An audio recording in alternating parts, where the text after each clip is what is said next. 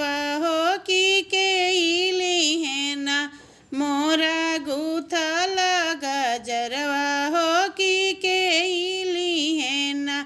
निमिया के छाइया से बोलली शीतला मैया हो कि हम ले हबना हो कि हम ले हबना।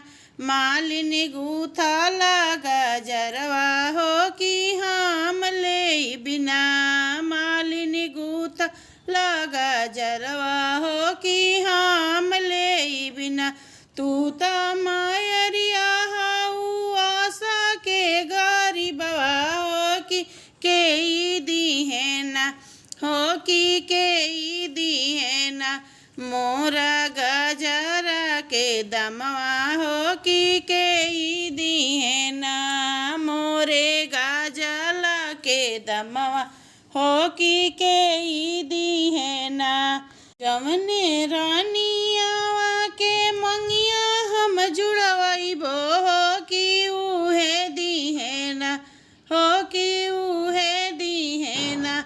हमके गजला पहिराई हो कि उहे दीहेना हमके गजला पहिराई हो कि उहे दीहेना। गलियां ही गलिया हो के घूमे ले बाजवा हो कि के लीहेना हो कि के लीहेना। हरी लाल रंग चुनरिया हो कि के लीहेना हमरी लाल रंग चुनरिया हो कि के लीहेना।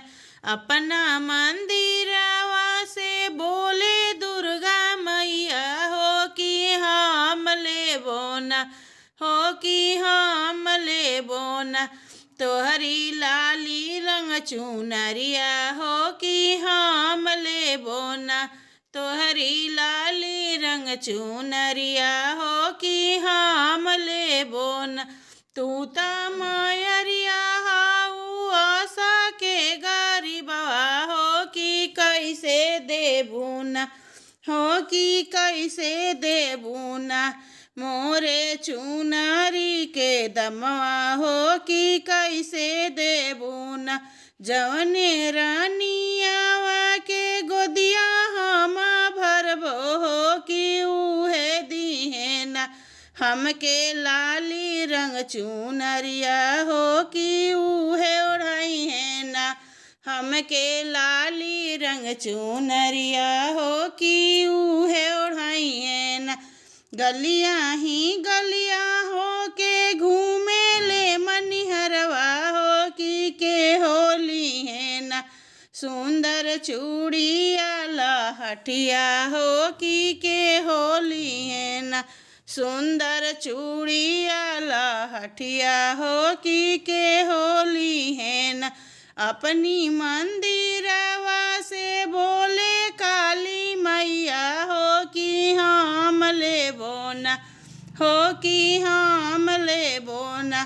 तोहर चूड़िया लहठिया हो कि हम लेबो ना। तू त मायरिया हाउ आशा के गरीबवा हो कि कैसे देबू ना हो कि कैसे देबू ना। मोरा चूड़िया के दमवा हो कि कैसे देबू ना। मोर लहठिया के दमवा हो कि कैसे देबू ना। जवने ही सेवा का के भरब हम कोखिया हो कि उहे पहिराई है ना। हमके लाली लाली चुनरिया हो कि उहे भरी है ना। जवने सेवा कावा के भरब हम भंडरवा हो कि उहे पहिराई है ना हो कि उहे पहिराई है ना। हमके लाली पीली चुनरिया हो कि उहे पहिराई है ना। हमके लाली लाली चुनरिया हो कि उहे पहिराई है ना।